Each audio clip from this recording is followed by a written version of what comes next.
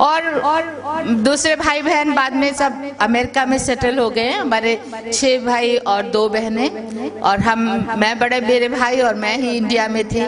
जब mummy papa India Pakistan अलग अलग हो गया और हमें यहाँ करोल बाग में हमारे डैडी को जगह मिली, यहाँ आकर सेटल हो गए थे। 1950 में 53 में मेरा जन्म हुआ, और उसके कुछ दिनों के बाद ही मेरी मम्मी की डेथ हो गई, और उसके बाद मेरे डैडी भी चले गए और मैं अकेली हो गई, अनाथ, बहुत दुखी। मेरे भाई साधु किशन सिंह, वो भी प्रभु की सेवा जगह जगह करते थे, बीच बीच में कभी आके मिलते थे। लेकिन इस बीच हमारे डैडी की जो प्रॉपर्टी थी सब बहन भाइयों को बांटने के बाद हमारा शेयर भी हमें मिला, 6 करोड़ की जायदाद, और वो पैसा रुपया उसके लिए मुझे मारने की कोशिश की गई। मेरे रिश्तेदारों ने स्लो पॉइजन का इंजेक्शन दे के मारना चाहा, लेकिन परमेश्वर जीवन देने वाला परमेश्वर है, उसने मुझे चुना हुआ था। इसलिए ठीक टाइम पे मेरे भाई ने आकर दुआ की, और जो दुआ किया हुआ पानी मेरे मुंह में डाला और एक ही बात कही, प्रभु तू जीवन देने वाला परमेश्वर है, तू मुर्दों को जिंदा करने वाला परमेश्वर है। मेरी बहन को इसी वक्त जीवन दे, और ये तेरी गवाह बनेगी और सारे संसार में तेरा प्रचार करे, इसके लिए तू इसको जीवन दे। मेरे प्यारे बहन भाई, 5 साल की उम्र में ही परमेश्वर ने मुझे जिंदा किया, जीवन दिया। हालेलुया। और पानी पीने के बाद जहर में जो था उल्टियाँ होके निकल गया, और प्रभु ने मुझे स्वस्थ कर दिया। ये मैंने अपने जीवन में पहली बार देखा। उद्धारकर्ता भी वही है, जीवन दाता भी वही है, और मृतकों को बचाने वाला भी वही परमेश्वर है, और मुझे उसने जिंदा किया। मेरे बहन और भाइयों, यशाया 26 का 19 वर्ष में देखिए, एक बहुत सुंदर बात वचन आपको यहाँ देखने को मिलेगा। 19वां पद कोई पढ़ दे तो भी अच्छा है, अगर आपके पास है बाइबल तो। यशाया, तेरे मरे हुए लोग जीवित होंगे, मुर्दे उठ खड़े होंगे। हे मिट्टी में बसने वाले लोग, हे मिट्टी में बसने वाले, जाग कर जय जयकार करो, क्योंकि तेरी ओस ज्योति से उत्पन्न होती है और पृथ्वी मुर्दों को लौटा दे। मुर्दों को लौटा दे। तेरे मरे हुए लोग जीवित हो उठेंगे। हालेलुया। कितना सुंदर वचन परमेश्वर का यहाँ पर कहता है, मरे हुए जीवित हो जाएंगे और पृथ्वी उनको वापस लौटा देगी। कितना सुंदर परमेश्वर का वचन है। कहता है तेरे मरे हुए लोग जीवित होंगे, मुर्दे उठ खड़े होंगे। हे मिट्टी में बसने वालों, जाग कर जय जयकार करो, क्योंकि तेरी ओस ज्योति से उत्पन्न होती है और पृथ्वी मुर्दों को लौटा देती है। कितना अद्भुत चमक। ये कितने हजार साल पहले प्रभु यीशु के आने के पहले यशाया था, और उसने ये भविष्यवाणी की थी, और वैसा हो रहा हुआ। प्रभु यीशु ने संसार में आके 4 दिन के मरे हुए लाजर को जिंदा किया, विधवा के बेटे को जिंदा किया, जारस की बेटी को जिंदा किया, और स्वयं प्रभु यीशु को भी मारा, पीटा, उनको क्रूस पे लटकाया, दफना दिया, और तीसरे दिन मुर्दों में से यीशु भी जिंदा होकर स्वर्ग में चले गए, और वो जिंदा है। Praise the Lord. मेरे जीवन में भी परमेश्वर ने ऐसे अद्भुत चमत्कार किए। जब मैं लोगों के पास जाती हूँ और लोगों को ये देखकर कि मैं जिंदा हूँ, और मैं ये ऐसी नहीं थी, मुझे यीशु ने जीवित किया है। जब मैं 14 साल की थी और मैं बहुत कमज़ोर थी, पढ़ाई करते करते 9th पढ़ते पढ़ते मैं बीमार हो गई, हॉस्पिटल में रखा गया। 3 महीने तक तरह तरह के रोग, डिसीजेस, मुझे मलेरिया, जॉन्डिस, टाइफाइड के बाद टिटनस की बीमारी हुई। भयंकर बीमारी है जिसका इलाज दुनिया में नहीं है, और उस बीमारी की हालत में थी, और मुझे परमेश्वर ने उस बीमारी में मेरी मृत्यु हो गई, और मुझे उस मृत्यु से प्रभु यीशु ने दोबारा बचाया है, जो मैं आपके सामने खड़ी हूँ। हालेलुया। और ये किस प्रकार हुआ मैं आपको इसका सारांश में बताना चाहती हूँ कि मेरी जब हॉस्पिटल से मुझे डिस्चार्ज कर दिया गया, डेड बॉडी ले जाओ, दफनाने का समय हो गया है, और मुझे लेकर आ गए, घर लाके घर में रख दिया। सारे रिश्तेदार, हमारे बहन भाई सब जमा हो गए लाश को देखने के लिए, और सबने देखा, और देखने के बाद रोए पीटे थोड़े। मेरे भाई, दूसरे बहन भाई तो अमेरिका में थे, कोई नहीं था, बड़े भाई साधु किशन सिंह ही थे, लेकिन मेरे चाचा ताए सब लोग आ गए और उन्होंने देखा और कहा चलो इसका अंतिम संस्कार करेंगे। लेकिन मेरे भाई ने कहा, मेरी बहन यीशु मसीह को मानती थी, मैं अपने मसीही बहन भाइयों के पास जाऊंगा, पादरी के पास चर्च में करेंगे। और इससे वो लोग नाराज हो गए और वो रूठ के चले गए, जा मर, हम नहीं तेरा कुछ करेंगे, और वो चले गए। मेरे भाई ने कहा कोई बात, कहते तुम अगर हमारी मानोगे तब हम तुम्हारे साथ देंगे, नहीं तो नहीं, हमने जरूरत नहीं है। वो चले गए। पादरी साहब से बात की तो पास्टर जी ने कहा हमारे चर्च के ग्रेवयार्ड में दफनाएंगे, और उन्होंने आके देखा, लाश को धुलाया निलाया, और उसके बाद कब्रिस्तान ले जाने के लिए कफिन बॉक्स भी लेकर आ गए रेडीमेड। सब तैयारियां करते करते टाइम ज्यादा हो गया। उन्होंने कहा अभी तो रात में तो कब्र खुदने से खुद ही नहीं जाएगी, टाइम लगेगा, आज रात छोड़ देते हैं, कल सवेरे इसको ले जाया जाएगा।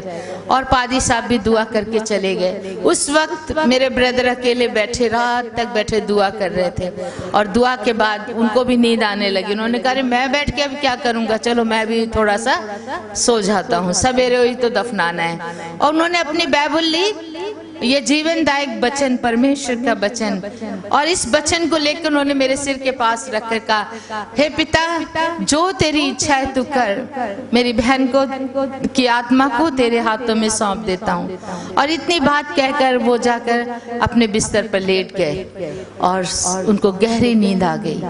और जब उन्होंने प्रभु के हाथ में समर्पण कर दिया, ठीक उसी समय से प्रभु के दूत आ गए और वो मेरी सेवा करने लगे। एक ने एक तरफ से मेरा हाथ पकड़ा, दूसरे ने दूसरे तरफ से हाथ पकड़ा। इतना सुंदर मुझे लग रहा था, बहुत प्यार से वो मुझे उठा के और लेके चलना शुरू कर दिया, और मुझे बादलों के ऊपर उड़ाते हुए लेके जा रहे थे। बहुत अच्छा लग रहा था। और बादलों के ऊपर जाते जाते इतना अच्छी जगह पहुंचे जहाँ चारों तरफ रोशनी ही रोशनी थी और बहुत सुंदर माहौल था, और वो परमेश्वर का स्वर्गराज था। और वहां पर सोने के घर बने हुए थे, सोने की सड़कें थी, उन पर चलते हुए ले जा रहे थे। और मैंने देखा वहाँ बहुत सुंदर सुंदर गार्डन भी थे, बड़े प्यारे प्यारे लोग वहाँ मुझे नजर आए, जो सफेद वस्त्र पहने, सिरों पर सोने के मुकुट लगे हुए, और बहुत आदर सम्मान से मुझे अपने पास बुला रहे, आइए आपका स्वागत है हम लोग के साथ में। तो मुझे इतना आनंद आ रहा था, मैं कभी भी ऐसा सोचा नहीं था कि मैं इतनी भाग्यशाली होंगी कि मुझे प्रभु के राज में जगह मिलेगी। अमूमन लोग देखते हैं कि पहले नरक में जाते हैं, फिर स्वर्ग में, कभी ऐसा दर्शन देखने वाले, पर प्रभु ने मुझे वो वहाँ का दर्शन नहीं कराया, सीधा मुझे स्वर्ग में प्रभु ने लेके वो जगह दिखाई। और उसके बाद एक बड़े हॉल के अंदर लेके गए, जिसमें एक बहुत बड़ा सिंहासन रखा हुआ था। हालेलुया, महिमा का सिंहासन, प्रभु यीशु का सिंहासन, और प्रभु यीशु सिंहासन पर विराजमान थे। उनके सामने ले जाके मुझे खड़ा किया गया और स्वर्गदूत पीछे चले गए। मैं वहाँ अकेली कांप रही थी, थर थर। प्रभु के उपस्थिति और महिमा इतनी भरी हुई थी कि मैं अपनी आंखें नहीं खोल पा रही थी, इतना लाइट और इतना आनंद भरा माहौल था। फिर मैंने कहा मैं प्रभु के दर्शन तो करूं, यीशु कैसे दिखते हैं। और मैंने अपनी आंखें खोली और उस सिंहासन की ओर ताकना शुरू किया, जिस सिंहासन पर यीशु जी बैठे हुए थे, और उनका चेहरा देखना चाहती थी। उनके हाथ पैर तक तो, उनके वस्त्र तो मुझे दिखाई दिए, लेकिन उनके चेहरे की तरफ जब दृष्टि की तो उनके चेहरे पे कुछ भी नजर नहीं आ रहा था, क्योंकि वो लाइट इतनी तेज थी और वो एक बड़े सूरज की तरह चमक रहा था उनका मुंह। हालेलुया। और उसको देखकर मैं बहुत खुश हुई, और मेरी आंखें बिल्कुल उस समय जैसे अंधी की जैसी हो गई थी, इतना तेज था प्रभु के चेहरे पर, मुझे कुछ दिखाई नहीं दिया। लेकिन उसी वक्त एक बड़ी मीठी आवाज सुनाई दी, और उस आवाज ने मुझे कहा, बेटी शांता, तुझे ये जीवन मैं वापस लौटाता हूँ, तू दुनिया में जा और जाके सबको बता मैं ही जीवित परमेश्वर हूँ और मैं बहुत जल्दी आने वाला हूँ। हालेलुया। और ये सब कहते ही प्रभु ने अपने हाथ को मेरे सिर पे रखा और मुझे एकदम नीचे की तरफ भेज दिया। ऊपर से ऐसा लगा मैं गिरती गिरती गिरती गिरती बिल्कुल किसी खाई में जाके गिरी हूँ। जब मुझे होश आया, आंखें खोल के देखती हूँ कि मैं कौन से गड्ढे में गिरी हूँ, देखा तो वो तो मेरा ही काम बेडरूम है और मैं अपने बिस्तर के पास खड़ी हुई थी। हालेलुया। मैं समझ गई, अच्छा प्रभु ने मुझे स्वर्ग से वापस किया है और वो तो बहुत अच्छी जगह, क्यों मुझे वापस लौटा दिया, वहीं रहने से अच्छा था, सोच रही थी। फिर मैंने अपनी नजरें ऊपर उठाई तो देखा ऊपर से एक बड़ी लाइट मेरे ऊपर फोकस कर रही थी। एक चारों ओर मेरे लाइट थी और ऊपर से आ रही थी। ऊपर पूरा खुला हुआ है, हमारा 3 स्टोरी का बिल्डिंग था करोल बाग में और उसके ऊपर से नीचे तक पूरा लाइट आ रही थी। और मैं समझ गई, मैंने तुरंत अपने वीर जी को, अपने बड़े भाई साहब साधु किशन सिंह को आवाज दी, भैया जल्दी आओ, देखो मेरे कमरे से स्वर्ग खुला नजर आ रहा है, मुझे प्रभु यीशु ने स्वर्ग से वापस भेजा है। मेरे भाई साधु किशन सिंह को समझ नहीं, आंखें बंदी, उनको लगा सपना देख रहा हूँ, कौन है भाई, कौन क्या है। मैं कहा भैया मैं आपके पास खड़ी, उठो ना उठो ना, मैं उनको हिला रही हूँ क्योंकि मैं दिखाना चाहती थी वो लाइट कि कैसे मेरे ऊपर वहां पर मेरे कमरे में लाइट गिर रही है, मेरे उस बेड में जहाँ मेरी डेड बॉडी पड़ी थी वहां सब कुछ। तो मेरे भाई कहते कौन है तो क्या चाहिए। मैं कहा भैया मैं शांता हूँ आपकी बहन। कहते हो ही नहीं सकता, वो मर गई हो, उधर उसकी लाश पड़ी है। मैं कहा भैया मैं मर रही थी लेकिन मैं अब जिंदा हूँ क्योंकि मैं यीशु ने मुझे जिंदा कर दिया है। मुर्दे जिंदा हो जाएंगे, तुम्हारे मुर्दे जिंदा हो जाएंगे, ये भविष्यवाणी की गई थी। प्रभु यीशु ने स्वयं कहा, यूहन्ना 5 अध्याय और उसका 21 पद, यूहन्ना 5 और 21 में कहता है कि प्रभु यीशु को यह अधिकार दिया है कि वो मृतकों को जीवन दे। हालेलुया। जैसे पिता जीवित करता है वैसे ही पुत्र को ये अधिकार मिला है और यीशु मसीह ने मुझे ये जीवन वापस दिया है। मेरे भाई की समझ में कुछ नहीं आ रहा था, उठ के बैठ के आंखें मल के मुझे देखा और उस समय मैं वाइट कपड़ों में थी क्योंकि वो कफन के कपड़े थे और उनसे एक लाइट निकल रही थी मेरे शरीर से। मेरे भाई ने सोचा मेरी बहन मर गई है, उसकी आत्मा भूतनी बन के आके खड़ी है और वो उठ के कहता है शैतान चली जाए यहाँ से, तू मुझे क्यों सताने आई है। मैं कहा भैया मैं शैतान नहीं, आत्मा नहीं, मैं आपकी बहन हूँ, आप विश्वास करो। वो कहाँ विश्वास करेंगे, वो दौड़ के गए, मेरे बिस्तर पे जाके देखा, मेरी लाश को ढूंढ रहे हैं, मेरे कफन बॉक्स में देख रहे हैं, कभी इधर उधर जा रहे हैं। मैं कहा, मैं उनके पीछे पीछे घूम रही, मैं कहा भैया क्या ढूंढ रहे हो, मैं तो यहाँ हूँ। तो कहते रुक जा, खड़ी हो जा, मैं तुझे छू के देखूंगा। और उन्होंने मेरे हाथ को ऐसे टच किया, छुआ, स्पर्श किया और स्पर्श करने के बाद उनको विश्वास हो गया। हालेलुया। क्योंकि अगर आत्मा होती तो हाथ में नहीं आती है ना, शरीर के साथ हो, और उनका स्पर्श से उनको पता लगा। कहते सच में शांता तू जिंदा हो गई है। मैं क्या सामने तो खड़ी हूँ और क्या, आपने छू के भी देख लिया। और वो खुशी से प्रभु का धन्यवाद करें, धन्यवाद पिता परमेश्वर जो तू जिंदा था, उस तब भी था, आज भी है और हमेशा हमेशा रहे। यीशु कभी नहीं बदलता, वो हमेशा हमेशा एक ही जैसा है। और वो दौड़ के गए पादी साहब को जाके बताने के लिए।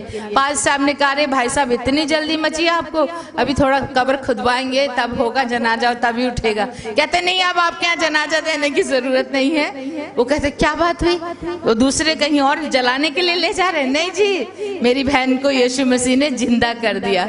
हालेलुया।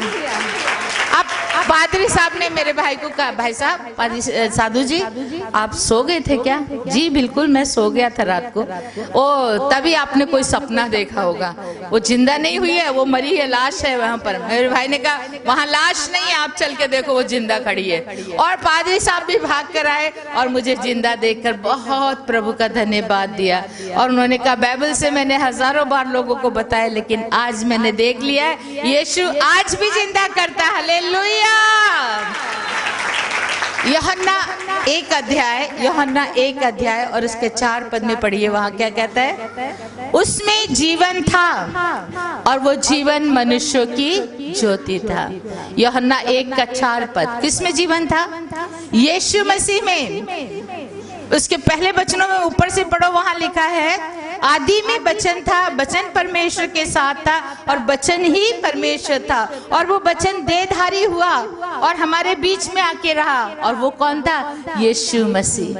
यीशु मसीह में जीवन था, 4 पद में कहा उसमें जीवन था और वो जीवन मनुष्यों की ज्योति था। जैसे अंधकार में हम स्विच ऑन करते लाइट हो जाती है तो अंधकार भाग जाता है। जिसके जीवन में यीशु आ जाता है वहां हर प्रकार का अंधकार वहां से भाग जाता है। मृत्यु का अंधकार भाग जाता है, पापों का अंधकार भाग जाता है, बीमारी का अंधकार भाग जाता है। मैं आपके सामने गवाह हूं, प्रभु ने मेरे जीवन से हर प्रकार का अंधकार दूर कर दिया। इतनी बीमार, इतने डॉक्टर थक गए थे मेरा इलाज करते करते।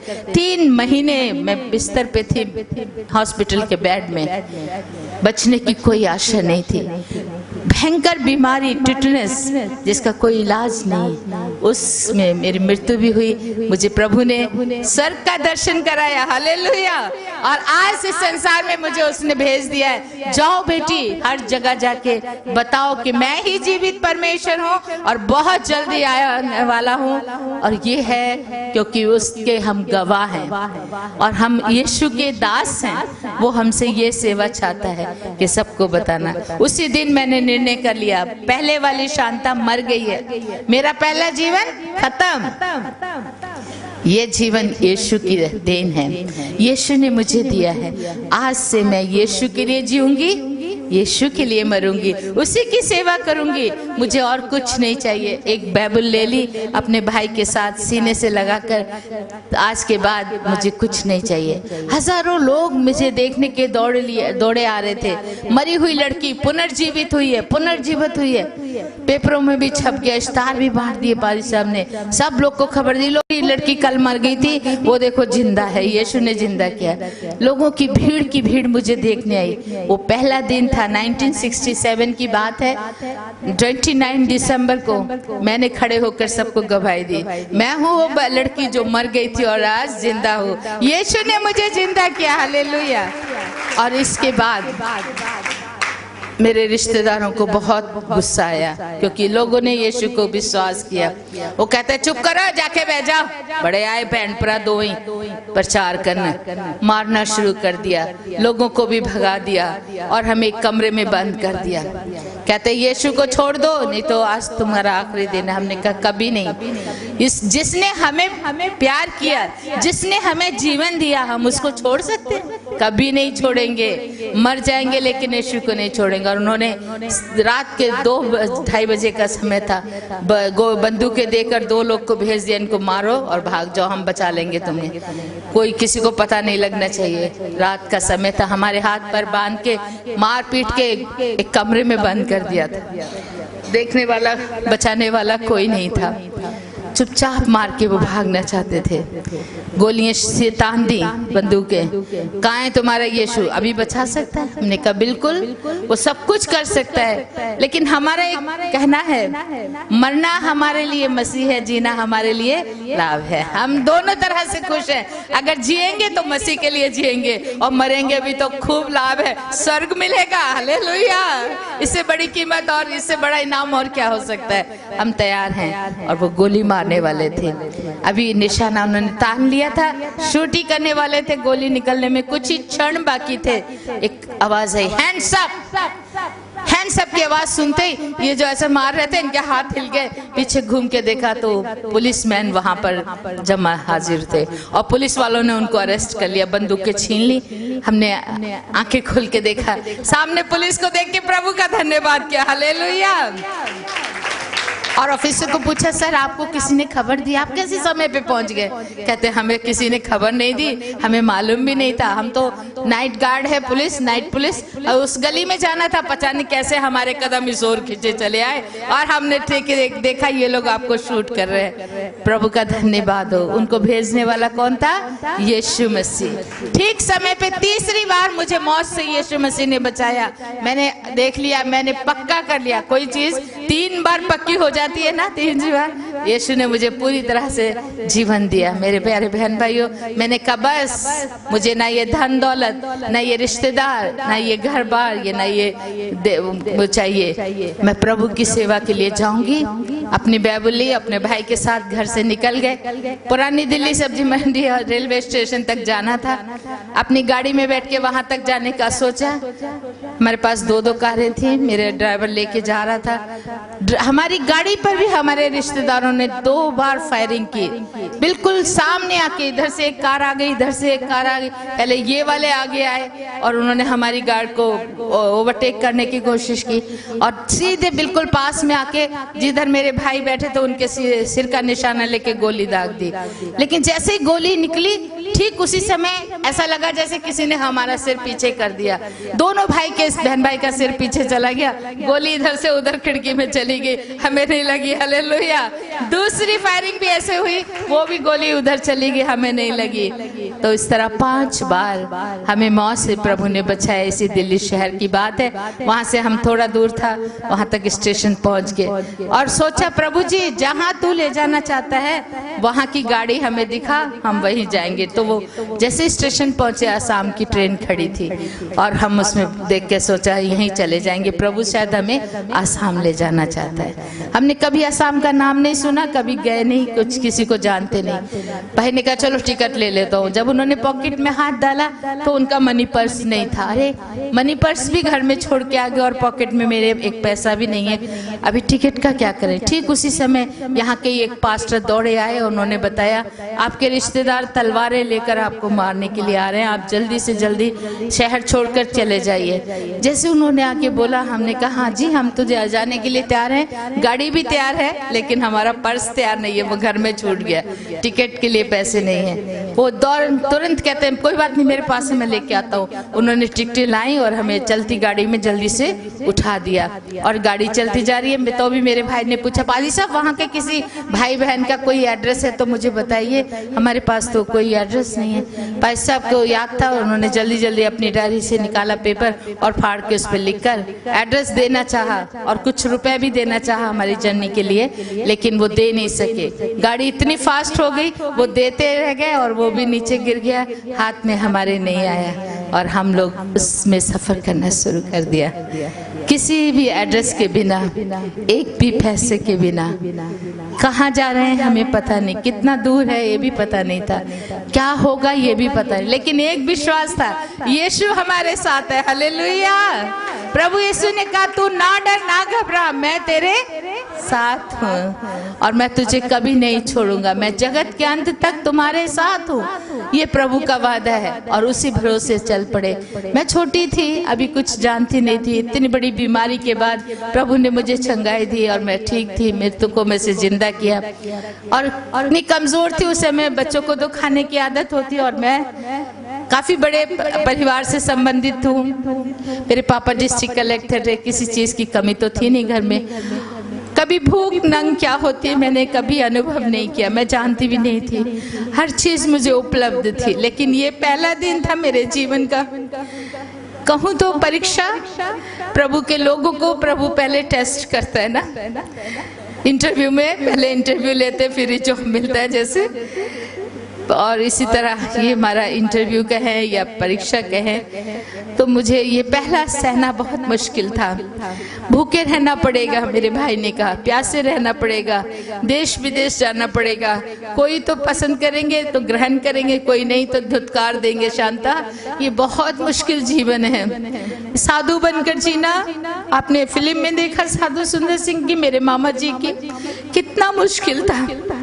एक जवान लड़का हो तो वो तो सह सकता है, लेकिन एक छोटी बच्ची या 13-14 साल की आपकी बेटियां हैं, आप देख रही हैं, आप बैठी हैं, कितनी कमजोर और नाजुक होती है।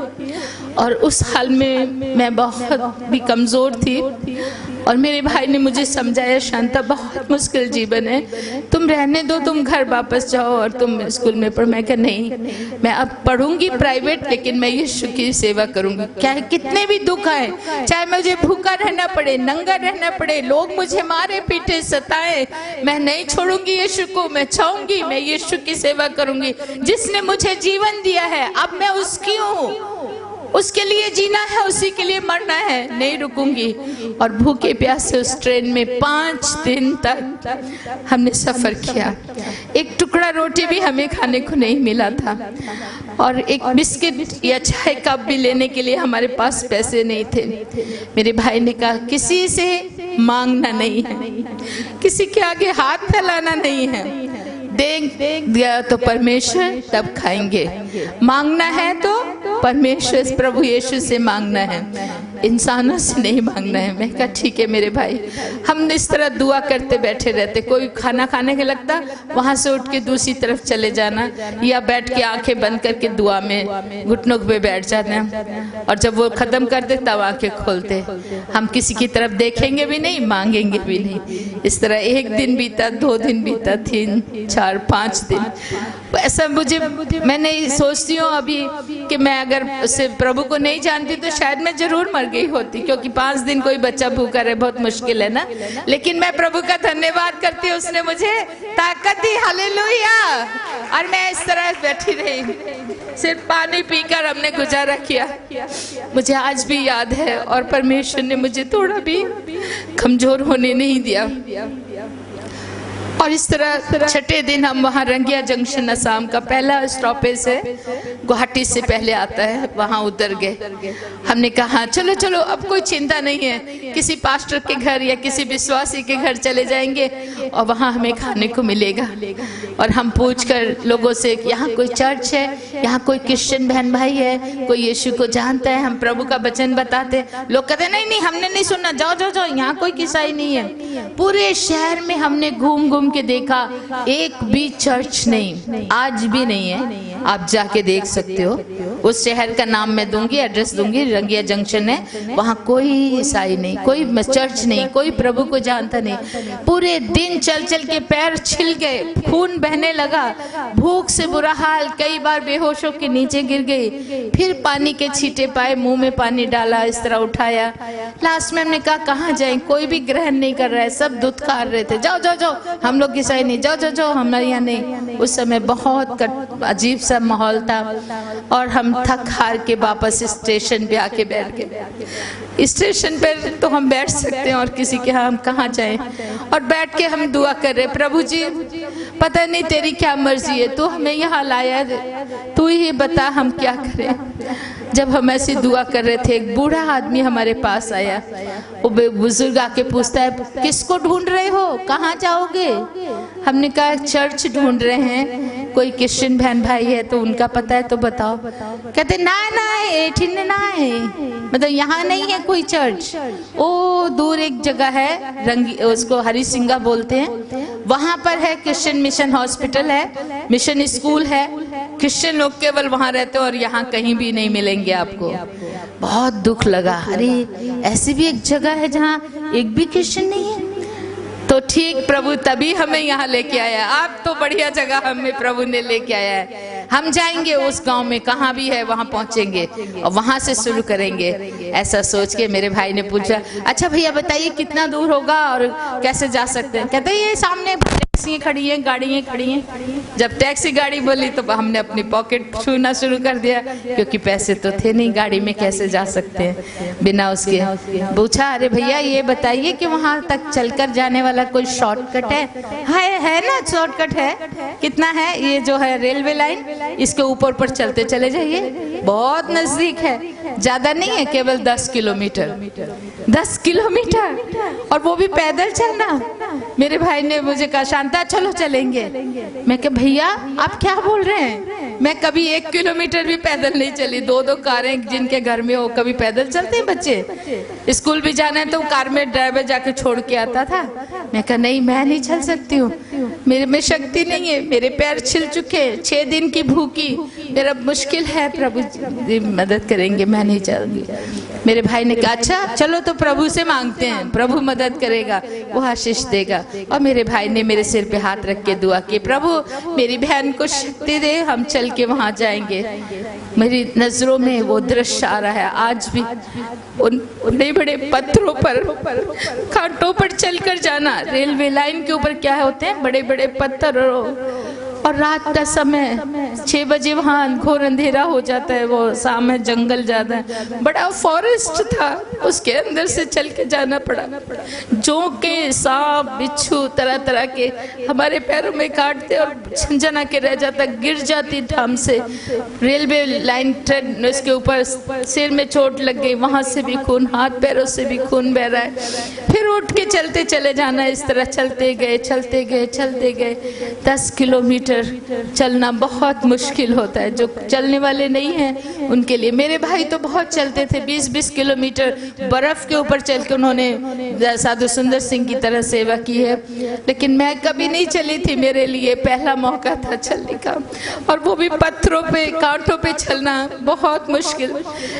लहू लुहान हो गए थे मेरे पैर, और खून बहता जा रहा था और आंखों से आंसू बहते जा रहे थे। मेरे भाई ने पीछे मुड़ के मुझे देखा और मेरी आंखों से बहते आंसू देखकर मुझे डांट के कहते हैं, शांता ये क्या हो रहा है, ये आंखों से आंसू क्यों निकल रहे हैं? लहू बहता तो बहता जाए यीशु के लिए, लेकिन आंसू नहीं बहाना है। मैंने कहा भैया मैं लड़की हूँ, बहनों को, माओं को, बेटियों को जब थोड़ा भी दुख होता है तो जल्दी से आंसू निकल आते हैं ना। मेरे भाई ने कहा नहीं नहीं, तुम यीशु की बेटी हो। यीशु ने क्रूस पे क्या लहू तो बहाया, आंसू बहाए थे क्या? नहीं, उसने उफ तक नहीं की और कहा सताने वालों को बाप इन्हें माफ कर, क्योंकि ये नहीं जानते। और उसने कहा है याकूब 1 अध्याय में, प्रभु यीशु ने क्या कहा है याकूब 1 और उसके 2 पद में, वहां पर कहता है, अपने चेलों को भी प्रभु यीशु ने कहा था, जब लोग तुम्हें सताएं, मारे, पीटे, दुखी करे तो क्या करना?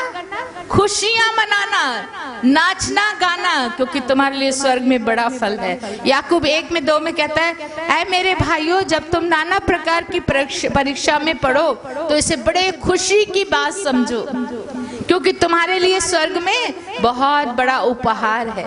खुशियां मनाओ। मेरे पाजी कहते हैं, मेरे भाई साहब कह रहे थे साधु किशन सिंह, शांता खुशी मनाओ, रो मत। मैं कहा खुशी अभी कैसे? हाँ चलो नचो गाओ, पंगड़ा पाओ। मैं क्या पंगड़ा पत्थर दे होते, कंडिया दे होते? कहते चलो फिर गाना गाओ।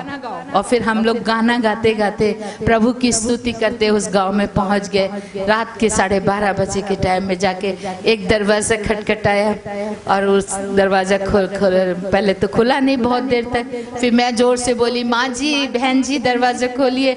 हम लोग प्रभु के लोग और उस घर की माँ का दिल पसीजा, और उन्होंने हमारे लिए दरवाजा खोल दिया। और खोलने के बाद पूछा, कहाँ से आए हो, कौन हो? हमने कहा हम प्रभु के लोग हैं, बड़ी दूर से प्रभु हमें लेके आया। हम साधु सुंदर सिंह के भांजा और भांजी है। जैसे साधु सुंदर सिंह का नाम सुना वो इतने खुश हो गए, जल्दी से उन्होंने जप्पियां पाली, गले लगा लिया। अरे आइए आइए, प्रभु के लोग हमारे घर में आए हैं, साधु सुंदर सिंह के भांजा भांजी हैं, आपका स्वागत है। अंदर ले गए और जगह जगह हमारे शरीर पर खून के निशानों को देखकर, जख्मों को देखकर पूछते हैं, ये क्या हुआ, ऐसे कैसे हुआ? हमने कहा हम लोग इस रास्ते से चल कर आ रहे थे तो पत्थरों पर कई बार गिर गया और इसके कारण ये जख्म हो गया। और पैरों में भी पूरे कांटे, बिच्छू, जोंके, मोटी मोटी जोंके लगी हुई थी जिनसे खून ही खून बह रहा था, और खींच खींच के निकाला और भी खून बह गया। फिर उन्होंने गर्म पानी से घाव धोए। ये मेरे जीवन का पहला चमत्कार है कि मैं इतना खून बहने के बाद भी जिंदा रही, और प्रभु ने मुझे मरने नहीं दिया। उन्होंने धो के पैर पाए, वो रोते जा रहे थे और हमारे जख्मों को धो रहे। वो आज भी जिंदा है, वो पति पत्नी, और उन्होंने बड़ी सेवा की। और फिर बाद में पूछा, आपने कुछ खाया? मैं कहा कुछ भी नहीं खाया है। कब से नहीं खाया बेटी? मैं कहा आज 6 दिन हो गए, पूरे 6 दिन से कुछ भी खाने को नहीं मिला है। ओ बाप रे, तुम इतने छोटे होकर भी प्रभु के लिए इतना कष्ट उठा रहे हो। मैं अभी आपके लिए खाना बनाती हूँ। और उस बहन ने रात को ही आटा गूंद के रात के 2 बजे उसने हमें रोटियां बना के खिलाई। हालेलुया। शेरों के बच्चे तो भूखे मरेंगे, किंतु परमेश्वर अपने बच्चों को कभी भी भूखे मरने नहीं देता। ये वचन मैंने उस दिन अपने जीवन में सत्य पाया। और फिर उसी असम में वहाँ से अलग अलग जगहों पे हम लोग प्रचार करते गए। बहुत सी मिशने, तरह तरह के लोग हैं। वो पहले मिशने वाले अपने हमारे चर्च के मेंबर नहीं हैं, आप हमारे ये नहीं है, हमारे चर्च में नहीं, दूसरी जगह जाओ, ऐसे करते। पैदल चल चल के सारे दिन जाना। कोई खाने को दे देता तो खा लेते, नहीं तो भूखे रहना। हमारे पास कुछ था ही नहीं। बड़ा कष्ट उठाया हमने वहाँ पर। जंगलों में भटक जाते रास्ते, जंगल। वहाँ आज भी बहुत बड़े बड़े फॉरेस्ट हैं। आप कोई आइए सामने, मैं ले जाऊंगी जिन जगहों पे मैंने पेड़ के पत्ते तोड़ के खाए। 2-2 महीने कुछ भी खाने को नहीं होता था। पत्ते तोड़ के ले आना, ये लौकी कद्दू की जो बेल होती है उसको भी तोड़ लेना, उसी को खा लेना। अगर कद्दू है तो कद्दू खा लेते और दिन गुजारते। एक गांव में एक छोटी सी झोपड़ी थी और उसपे कद्दू की बेल अपने आप प्रभु ने लगा दी और वो कद्दू रोज हम खाते थे। कुछ भी खाने को नहीं था। मॉर्निंग ब्रेकफास्ट भी कद्दू, दोपहर का खाना भी कद्दू, रात को भी वही बॉईल करके खाना। खाते खाते थक गई। 1 महीना हो गया। अभी 1 महीने तक एक ही तरह कोई बच्चा खाना खाए तो कैसे करते? नहीं खाऊंगा मम्मी, मुझे ये क्या एक ही देते। ऐसे एक दिन मैं भी, मेरी मम्मी कौन थी, मेरा पापा कौन था? यीशु मसीह। उससे लड़ाई कर रही। मैं अपने भाई को भी कुछ नहीं बोलती थी। वो कद्दू खाते हुए मैं प्रभु से रो पड़ी और बोली, क्या परमेश प्रभु जी, आप रोज रोज कद्दू ही खिला रहे हो, कुछ और नहीं उस बूटे पे लगा सकते थे? रोटियां लगा देते या कोई और मिठाइयाँ लग जाती तो अच्छा था। आप तो सब कुछ कर सकते। छोटी थी और मुझे इतनी अकल नहीं थी और ऐसा बोलने के मैं प्रभु को नाराजगी दिखा रही थी। तभी मेरे भाई ने सुन लिया। क्या बोल रही है तू, प्रभु से लड़ाई कर रही है? मैं कहा हाँ बिल्कुल करूंगी। क्या खाली कद्दू ही खिलाया जा रहा है 1 महीने से? मॉर्निंग ब्रेकफास्ट भी, दोपहर लंच भी, रात भी। मेरे से मुश्किल हो गया, मेरे से नहीं खाया जा रहा। मेरे भाई ने कहा अगर नहीं खा सकती हो, मैं एक बात बताता हूँ, तुम वो करो तो आज ही रोटी खा लोगी। मैं कहा कैसे, क्या करना? कहते हो पड़ोसी को जाके ये कद्दू में से कुछ कद्दू ले जाके दे दे तो वो पैसे देंगे तुम्हें। तुम कहना पैसे नहीं चाहिए, वहां से आटा ले आना, आटा ले आओ या चावल ले आओ, वो पका के खा लो। मैं कह रही हूँ तो बहुत अच्छी बढ़िया बात है, आपने पहले क्यों नहीं बताया? कहते तूने पहले बोला ही नहीं था, तू खाए जा रही थी, मैं भी चुपचाप खा रहा था। तो मैं प्रभु का धन्यवाद दिया और जाके देखा पीछे जाके तो कद्दू के बेल में कई कद्दू निकल आए। तो आसाम में लंबे लंबे कद्दू होते, इतने मोटे मोटे लंबे लंबे, 4-5 एक बैग में डाल लिए। मैं कहा जितने ज्यादा दूंगी उतने ज्यादा चावल आटा मिल जाएगा ना। और जाके एक पड़ोसी था, सामने घर था उनका, उनको जाके, वो नॉन क्रिश्चियन ही थे। मैं कहा माँ जी आपको कद्दू चाहिए? हाँ दिखाओ कैसे। हरे हरे ताजे ताजे। अरे वाह ये तो बड़े अच्छे हैं, दे कितने के हैं? मैं कितने पैसे दूं? मैं कहा नहीं आंटी हमें पैसे नहीं चाहिए, आपके यहाँ अगर आटा है तो आटा दे दीजिए और रोटी चावल है तो चावल। कहते हम लोग आसाम में तो हम लोग रोटी तो खाते नहीं है, हमारे यहाँ चावल है ले जाओ। उसने इतने सारे चावल मुझे मेरे बैग में डाल के दे दिए। मैं बड़ी खुशी से दौड़ी आ रही हूँ, वाह जैसे मुझे बड़ा खजाना मिल गया। और आके भाई को कहते बाजी देखो कितने सारे चावल दे देते हैं, उन तो ऐसी बड़े खुशी मनाओगे। कहते हाँ चलो बढ़िया हो गया। और एक बर्तन में चावल धोकर उसको पका लिया। अब जब चावल पक रहा था तो मैंने कहा बाजी कि चावल इतना ही खाने हैं, ਇਹਦੇ ਨਾਲ ਤੇ दाल चाहिए, कड़ी चाहिए, जहाँ कोई सब्जी भी होनी चाहिए। कहते अच्छा तुम्हारे डिमांड्स बढ़ते जा रहे हैं, अभी पहले चावल मांगे अभी दाल भी चाहिए।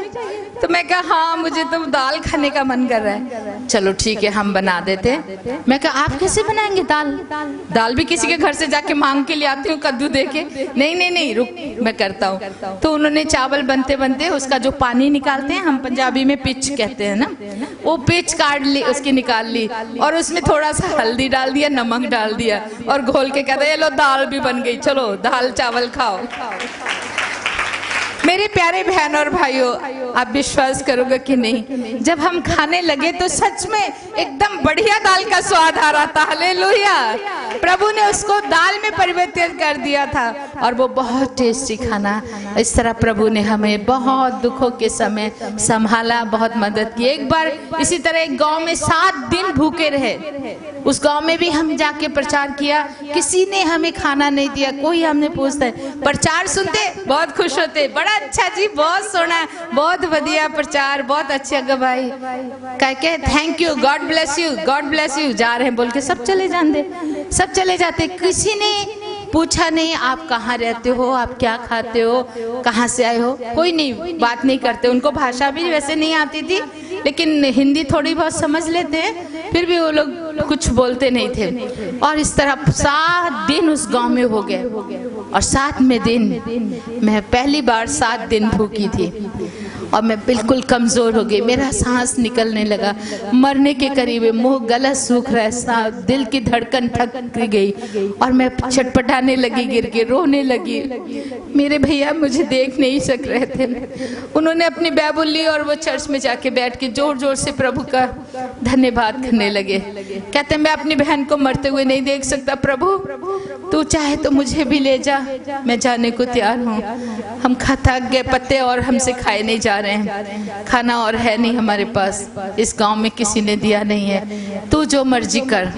वो वहाँ दुआ कर रहे, इधर इस कमरे में लेटी लेटी मैं प्रभु से फिर लड़ना शुरू कर दिया। प्रभु बाइबल में यशाया 49 उसके 15 वर्ष में आपने तो कहा है कि एक माँ अपने बच्चे को भूले तो भूल जाए, परंतु मैं तुझे कभी नहीं भूलूंगा, क्योंकि तुम्हारा चित्र मैंने अपने हाथों में बनाया हुआ है। मैंने कहा प्रभु जी आपने कहा कि मैं नहीं भूलूंगा, तो आपने शायद हाथ देखना भूल गए मेरे ख्याल से, तभी आपको मेरा चित्र नहीं दिखाई दे रहा है और मैं मरने वाली हूँ। इस तरह मैं रो के प्रार्थना कर रही थी, और तभी प्रभु की वाणी मुझे सुनाई दी।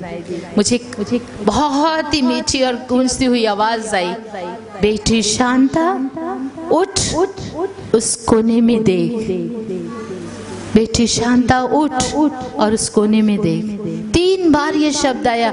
आंखें खोल के मैंने इधर उधर देखा, यहाँ तो कोई भी नहीं है, ये आवाज कहाँ से आई? तभी मुझे याद आया, अच्छा सैमुअल की तरह शायद परमेश्वर मेरे से बात करना चाहता है। और मैं उठ के बैठ गई घुटनों में, मैं कहा प्रभु बोल, मैं सुन रही हूँ तेरी दासी। तब तीसरी बार आवाज आई, शांता उस कोने में देख। मैंने देखा, कहाँ देखूं, कौन सा कोना देखूं, ऐसे ही देख रही थी, अचानक ऊपर से एक लाइट ऐसे चमकी। मैं और ज्यादा डर गई, ये क्या लाइट है? और वो लाइट एक कोने में गिरी, जिस झोंपड़ी के अंदर हम ठहरे थे, एक साइड कोने में बोरे बारे बस कुछ जबड़ा सामान पड़ा हुआ था, जो उनके चर्च का स्टोर हाउस का सामान था, वो एक साइड में पड़ा हुआ था। मैंने कहा अच्छा प्रभु इधर मुझे कुछ दिखाना चाहते, मैं देखूंगी। और धीरे से मैं उठ के गई, और वहाँ कपड़े उपड़े थे, दरियां दुरियां हटाई, एक बोरा मिला, उस बोरे में कुछ बंधा पड़ा था। मैं कह रही इसके अंदर कुछ खाने का होगा, और बोरा खोल दिया। खोलने के बाद उसमें एक डिब्बा निकला, दूध का टीन का डिब्बा, उसको हिलाया तो उसमें आवाज आने लगी। ओ मैं समझी अच्छा ठीक है, शायद इसी में कोई चना वना खाने की चीज होगी, पहले कोई रहता था उसका सामान है, इसमें बर्तन वर्तन भी थे। उसको खोला और डब्बे को देखा।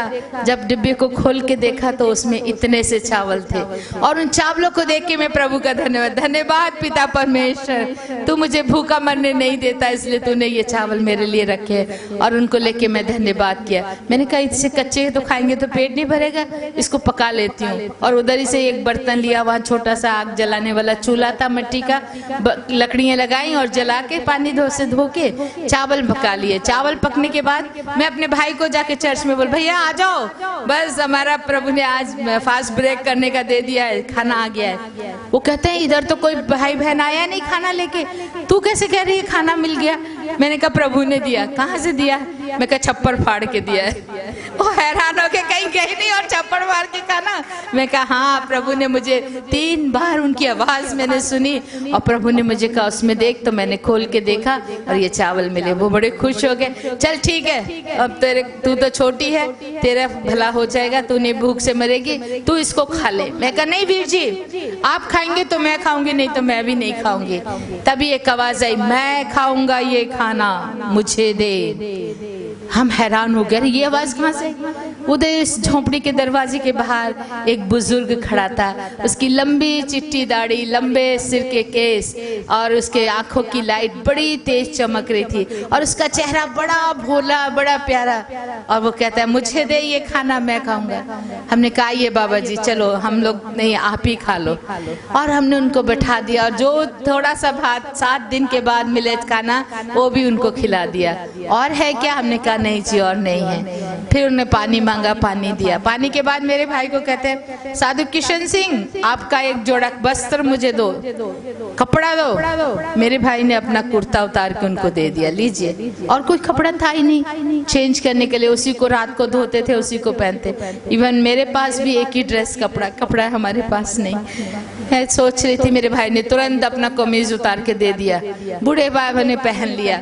बाद में कहता है नीचे वाला भी दे, ऊपर का ही खाली दे के नहीं होगा। मेरे भैया ने चद्दर बांधते थे जट्टों की तरह, उन्होंने अपनी चद्दर भी खोल के उनको दे दी, वो भी पहन लिया। फिर भी हमें नहीं छोड़ा, कहता है अभी 1 रुपया दो शांता, तब मैं जाऊंगा। मैं कहा बाबा हमारे पास एक पैसा भी नहीं, अगर पैसा होता तो हम भूखे रहते 7 दिन। मेरे भाई ने कहा नहीं शांता ऐसा मत बोलो, आप देखो कहीं मिल जाए तो दे दो, नहीं तो माफी मांगो। मैं अभी कहाँ ढूंढूं, मेरे पास बाइबल थी। मैंने कहा प्रभु जी शायद ये कोई परीक्षा है, अपनी बाइबल को खोल लो। बाइबल को जैसे खोला एकदम नया 1 रुपया का नोट, वो मैं कब रखा मैं नहीं जानती, लेकिन नया नोट देखते मैं खुश होगी। मैं कह रही बाबा है 1 रुपया है आपके लिए, देखो मिल गया, हमारे लिए तो वो था ही नहीं, ये कब रखा मालूम नहीं। और मैंने वो ले जाके वो रुपया उसको दे दिया। वो बहुत खुश हुए, हाथ में लेके दूसरे हाथ से मेरे सिर पे हाथ रख के कहते बेटी अब तुम्हें कोई चिंता करने की जरूरत नहीं है, मैं तुम्हारे साथ हूँ। मैं कहा हाँ बाबा जी आप भी आ जाओ, हम भी भूखे मरेंगे, आप भी हमारे साथ भूखे ही मरना पड़ेगा। वो हंसते कहते नहीं तुम नहीं समझी अभी। तभी वो कहता ठीक है मैं चलता हूँ। वो बाहर निकले, गेट के बाहर हम भी निकल गए। 2 जवान बाहर खड़े हुए पेड़ के नीचे, वो भी देख रहे थे। सामने खड़े होकर बुजुर्ग बाबा मेरे भाई को कहते हाथ मिला बेटे। मेरे भाई ने अपना हाथ उनके हाथ में दिया और मैं भी उनकी नजरें ऐसे उनकी नजरों से मिलाई। मुस्कुराता चेहरा, सुंदर आंखें, और बहुत प्यार से बोलते बच्चों अब तुम्हें कोई दुख नहीं होगा, मैं तुम्हारे साथ हूँ, मैं तुम्हारे साथ हूँ। ये शब्द खत्म ही हुआ और वो बाबा अचानक ऐसे जाते जाते कहाँ गायब हो गए पता नहीं। वहाँ बिल्कुल कुछ नहीं है। मेरे भाई ऐसे देख रहे, मैं भी देख रही हूँ, अरे ये कहाँ चला गया, ये कौन था। इधर उधर ढूंढ रहे हैं, इधर उधर देख रहे हैं। वो जो 2 जवान लड़के बाहर खड़े देख रहे थे वो भी भाग कर आगे, कहते अभी अभी यहाँ बूढ़ा है एक बंदा आपके सामने खड़ा था, वो कहाँ चला गया, वो कौन था। अब हम समझ गए कि वो कौन था। हालेलुया। जितने हम विश्वासी हम जानते हैं वो कौन हो सकता है, यीशु मसीह। हालेलुया। मत्ती 25 अध्याय 35 पद में पढ़ के देखिए। मत्ती 25 35 36 में क्या कहता है, मैं भूखा था और तुमने मुझे खाना खिलाया, मैं प्यासा था तुमने मुझे पानी पिलाया, मैं नंगा था तुमने मुझे वस्त्र दिए, मैं परदेसी था तुमने अपने घर में ठहराया, बीमार था मेरी मदद की, जेल में था मुझे देखने आए। लोगों ने कहा प्रभु जी मैं प्यासा था तुमने मुझे पानी पिलाया, मैं परदेसी था मुझे अपने घर में रखा, मैं नंगा था मुझे कपड़े दिए। जो कुछ तुमने गरीब के लिए किया वो मेरे लिए किया। हालेलुया। हम समझ गए और हमने कहा वो हमारा यीशु मसीह था। और उसी वक्त हम नील डाउन होके कहा प्रभु जी हमारे वस्त्र ही नहीं, हमारा भोजन ही नहीं, पैसा ही नहीं, हम अपना शरीर भी तेरे लिए कुर्बान करने को तैयार है, तू चाहे तो ले सकता है। हालेलुया। और उसी वक्त वहाँ एक और बुजुर्ग आ गया और पोस्टमैन था और उसके हाथ में एक पार्सल था और वो कहते पार्सल आपके लिए पार्सल है, साधु किशन सिंह और बहन शांता कौर के लिए। हम बड़े खुश हो गए, अरे भाई यहाँ तो अभी खाना ही नहीं मिल रहा है 7 दिन से, ये पार्सल कहाँ से आ गया, किसने भेज दिया। फटाफट पार्सल ले लिया, चलो कुछ तो होगा। और वो सिग्नेचर करा के पोस्टमैन चला गया। भाई ने कहा अरे इसमें होगा क्या, फ्रॉम एड्रेस के लिए दूसरी तरफ घुमा के देखा तो किसी का एड्रेस नहीं। अरे ये कैसा पार्सल है बिना एड्रेस का। उस इंसान को पूछ लेंगे, उसको देखा तो पोस्टमैन भी गायब हो गया, वो किस तरफ चला गया पता नहीं। तब उन्होंने क्या किया, उस पार्सल को थोड़ा ऐसा हाथों से दबा के देखा, दबाने से ऐसा लगा जैसे इसके अंदर कुछ खाने वाली चीज है, मतलब नरम नरम रोटियां होंगी या ब्रेड होगा, ऐसा सोचा। जब उसको खोल के देखा, मुझे लाके कहा शांता हो सकता है प्रभु ने किसी बहन को बोला होगा हम 7 दिन के भूखे हैं, किसी बहन बहन ने रोटियां बना के या ब्रेड इसमें बना के पैक करके दिया है, लो खोलो और खाओ। मैं खुश हो गई रोटी का नाम सुनते, फटाफट उस पार्सल को खोला, लेकिन खोलते ही देखा उसके अंदर कपड़ा था, और वो 1-2 मीटर नहीं, पूरा 20 मीटर कपड़ा, और उसके अंदर 100 रुपए का note. Hallelujah, praise the Lord. पहले परमेश्वर के राज और धर्म की खोज करो तो तुम्हें सब कुछ दिया जाएगा। वो कपड़ा जो 20 मीटर था, उसमें मेरे भाई के 2 जोड़ा वस्त्र बन गए, मेरा भी एक ड्रेस बन गया, और वो जो 100 रुपया दिया, उस जमाने में 100 रुपया बहुत बड़ी चीज होती थी। आजकल तो 500 रुपया लेके जाओ तो इतना सा सामान आता है ना, तो कुछ भी नहीं आज के रुपए की वैल्यू। वो 100 रुपया प्रभु ने हमें दिया। कैसे दिया? हमने क्या दिया था? 1 रुपया। 1 रुपया के बदले कितना मिला? 100 रुपया। हालेलुया। 2 तो तुम्हें भी दिया जाएगा। 1 ड्रेस दिया, 1 ड्रेस के बदले 3 ड्रेस वापस मिल गए। हालेलुया। तो इस तरह उसी असाम में परमेश्वर हमारे साथ रहा। वो जो आखिरी वचन प्रभु जी ने बोला था, बेटी दुखी मत होना, अब मैं तुम्हारे साथ हूँ। सच में परमेश्वर ने, वो तब तक हमारा पीरियड था परीक्षा का, उसके बाद से प्रभु ने कभी भूखे मरने नहीं दिया। बहुत कष्ट था, बहुत मुसीबतें थी, उसके बाद भी हमने बहुत परेशानियों का सामना करना पड़ा। गांव-गांव जाके, जहाँ कोई भी यीशु को नहीं जानता, आज भी जाती हूँ मैं इन्हीं पैरों से चल चल के। आज भी मेरे खून के निशान लोगों ने अपने गांव में रखे हुए, आप जाएंगे तो देख सकते हैं। हम हाथ से काम भी करते थे, किसी से मांगता नहीं, कोई कलीसिया नहीं, गरीब लोगों के बीच में प्रचार, मैं ही खुद उनको ले जाके कुछ देना, कपड़े सिलाई कर करके मैं लोगों को देती, क्रोशिया का काम करती, बच्चियों को अपने, मैं गरीब बच्ची हैं मेरे पास, अभी मेरे पास 12 बच्चे हैं, अनाथ बच्चे हैं, बेसहारा बच्चे हैं, जिनको मैं अपने पास रखी। कोई चिंता नहीं, प्रभु है वो देगा, मुझे इसने दिया है तुम्हें भी मिलेगा, और वो परमेश्वर हमको दे रहा है सबको खाने को। 12 लोग वो हैं, 5 पास्टर प्रभु के दास हैं, वो भी सब मिलके 25 लोगों का खाना डेली परमेश्वर दे रहा है। हालेलुया। और उसने नहीं छोड़ा है, नहीं भूला है, और हमारी सेवकाई चल रही है। कितने गांव-गांव जाके प्रचार करके हजारों लोग आज प्रभु में, जिस गांव पे चर्च नहीं थे वहां जाके रो के प्रार्थना की, प्रभु ऐसा ना हो कि ये जगह ऐसी अछूती रह जाए और लोग कहें कि हाँ एक भी चर्च नहीं है और लोग पछताएं। हम इनके लिए प्रार्थना करेंगे। और वहां पर आज चर्च है, प्रभु बनवाता जा रहा है, और वहां पर बहुत सारे लोग प्रभु में आ गए हैं। तो मेरे प्यारे बहन भाइयों, कष्ट एक को उठाना होता है, उससे बहुतों को लाभ हो जाता है। बहुत से उसके विश्वास को देखकर विश्वास में पक्के होते हैं। हालेलुया। तो इसके लिए परमेश्वर ने हमें चुना है। हालेलुया। हम उसके गवाह हैं, हम उसके दास और उसकी सेवा करते जाना हमारा फर्ज है। प्यारे बहन भाइयों, उसके बाद भी उड़ीसा में हमें बहुत बड़ी मुसीबतों का सामना करना पड़ा। वो जब वहाँ पर आग जला रहे थे, चर्चों को जला रहे थे, लोगों को मारा जा रहा था, हम लोग, मैं मेरे ब्रदर साधु किशन सिंह दोनों गए, हमें 300 लोगों ने घेरा डालकर मारना शुरू कर दिया। जीप में थे हम लोग, और उन्होंने चारों ओर से जीप को पथराव किया, पत्थर से पहले मारेंगे फिर आग जला देंगे, ऐसा बोल के मशाले लेके आए हुए थे। हमें बचाने वाला कोई नहीं, जानते नहीं कोई क्या करे, कहाँ जाए। पास्टर थे हमारे साथ 2, मैं थी, पास्टर मेरे भैया थे, 2 स्टूडेंट यूथ के लड़के भी थे। कहते हैं अब क्या करें, कहाँ भागे, अभी भागने का भी रास्ता नहीं। मेरे भाई ने कहा कोई जरूरत नहीं है भागने की, हम करना है तो एक ही काम करना है। क्या करना है? प्रार्थना करो। आंखें बंद करके प्रार्थना करनी शुरू की, प्रभु हमारा जीवन तेरे हाथ में, जो तेरी मर्जी है तू कर।